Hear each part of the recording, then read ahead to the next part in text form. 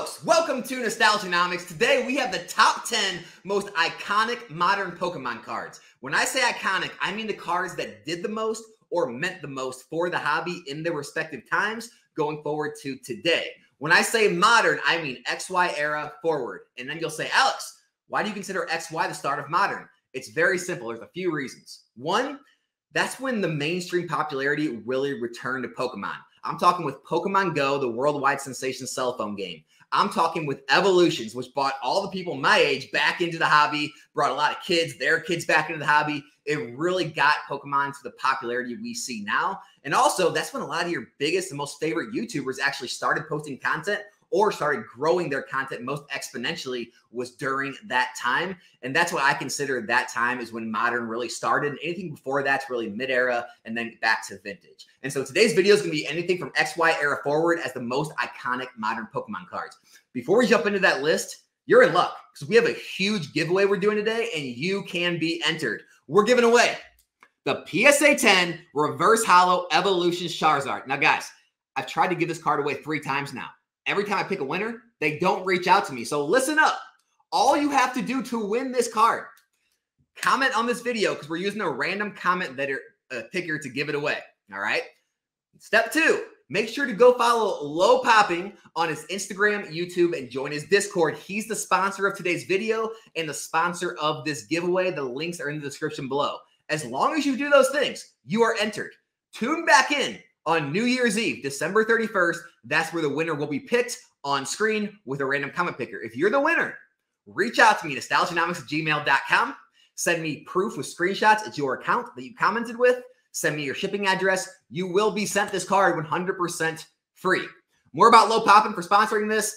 Here's his marketplace on Instagram. Guys, he has pretty much everything from modern to vintage, Japanese to English, sealed packs all the way up to cards. Pretty much anything you could think of has it broken down from gold, silver, and bronze tiers based on your price point. And also they will buy, sell, or trade with you. So make sure to check them out, show them some love, and thank them for this giveaway. Other than that, let's get into this video. The top 10 most iconic cards, starting with number 10. I had to throw the Evolutions regular Holo Charizard in there. And I'll tell you the reasons why. One, this is the first closest reprint to base set Charizard we've had since Legendary Collection. I think it's a superior reprint to the Celebrations Charizard because it's closer to the true way the original Unlimited Charizard looked. I know there was a Stormfront Charizard, but it was kind of, blown up and it wasn't an exact reprint, which I think the Evolutions, the Charizard did a lot better job. It isn't a perfect reprint, but it is better.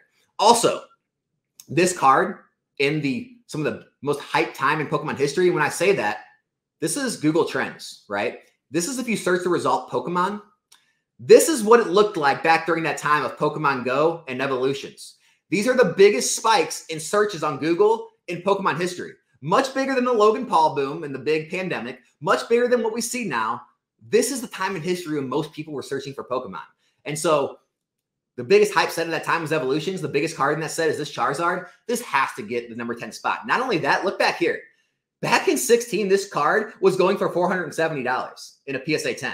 If we look at its counterpart, the base set Unlimited Charizard, the 25-year-old card, right?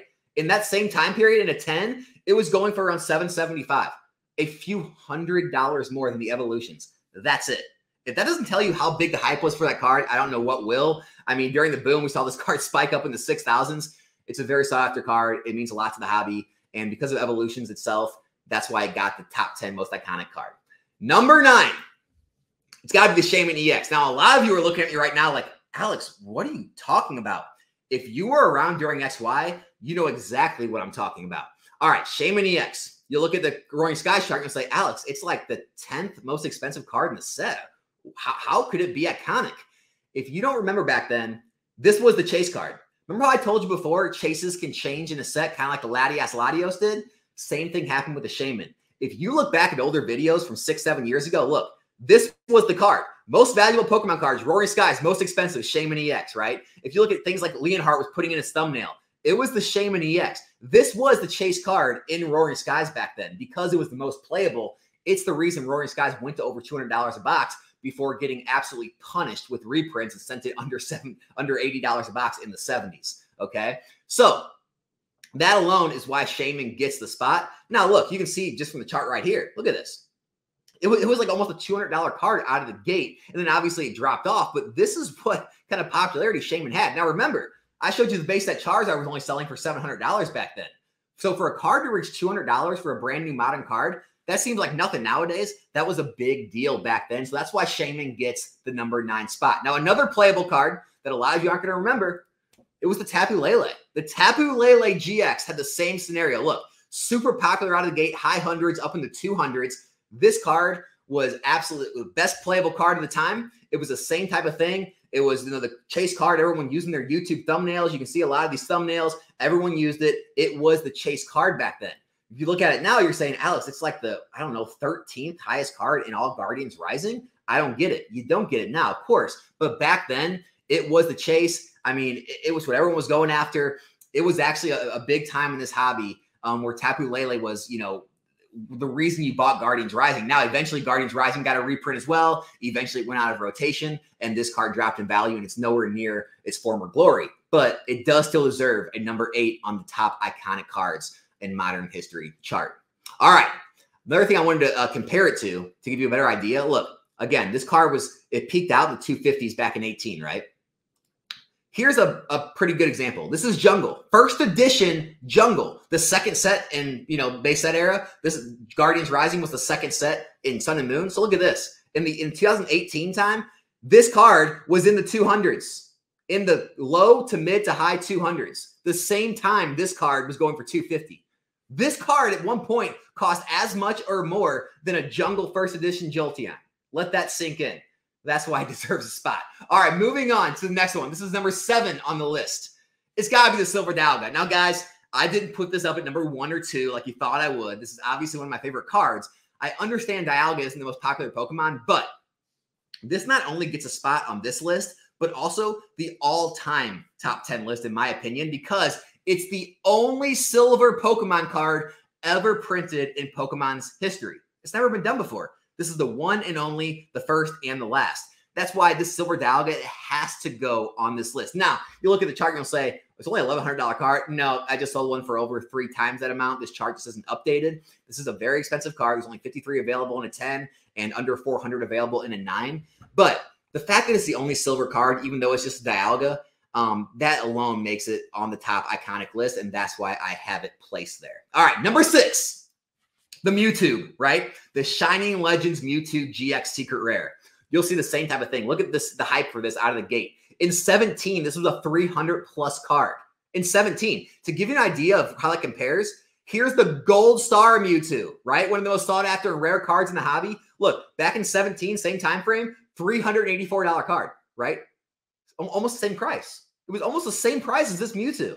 So that tells you how hyped this card was compared to other like cards that were top rarities in the same time frame. But you'll see the Mewtwo, look, it dipped off, had a huge run up during the pandemic like everything else, dipped off again after the pandemic like everything else. But look at this. It's already reaching new highs. It dropped off a little bit now, but it reached new highs over its pandemic highs because of the popularity and how sought after this card is. Not only that, Shining Legends, look, nothing like that's been done since Neo Destiny. All right, so Shining Legends was already an iconic set in and of itself, but this Mewtwo was far above, all the other cards, and it's still sought after today. I think it's going to continue to do well in the future, but because of all its popularity, because of its uniqueness, it does get number 6 on the most iconic modern cards. All right, got to take a drink for the next 5. All right, top 5 most iconic cards in the modern hobby. Ready? You know the Charizard GX from Hidden Fates is going to be on here. All right, guys, this one's crazy. It came out of the gate at 1340 PSA 10. It dipped all the way down in less than half, all right? Ran all the way back up to new highs during the pandemic. Saw dips, saw more. I mean, it's had all kinds of ups and downs. It's seen a drastic drop-off lately. It's been slagging. Now, could this recover like the Mewtwo did? It's possible. Time is yet to tell, but this card is bar none. This was one of the biggest chases in all of Sun and Moon. I mean, it came out with Hidden Fates, which is one of the biggest sets ever. This card and Hidden Fates alone drew so many people into the hobby. This is what so many people kind of relate with when they think of getting back in the hobby. You knew this card was going to be on the list. That's why it gets number 5 overall pick. Next up, number 4. It's the Latias Latios. Now listen, this card was not sought after.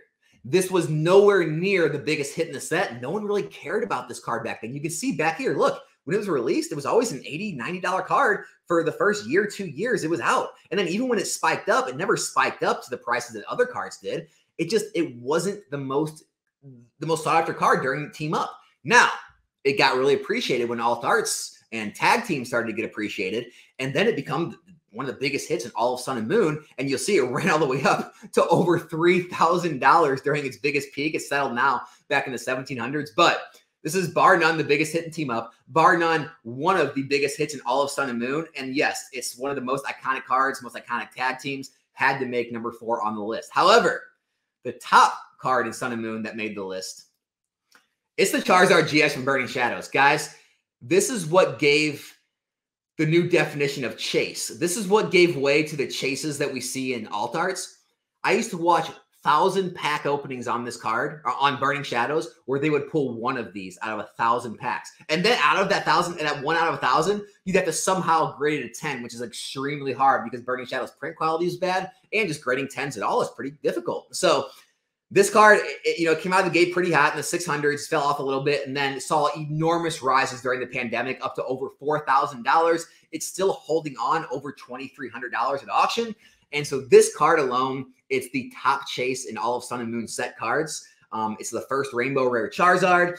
Honestly, this is what a lot of people think of when they think of Charizard and Sun and Moon. Now, a lot of people still like the Hidden Fates, and they prefer the Hidden Face Charizard, but this was the first. This is the top rarity. This is the top hit, the most expensive hit still to this day. That's why I could not leave out the Rainbow Rare Charizard GX. Next up, number 2 spot goes to the Pikachu VMAX. This Chonkachu, this is another card that people really consider like one of the pinnacles of the hobby. It brought him into the hobby. It was right smack dab during the ending of the pandemic.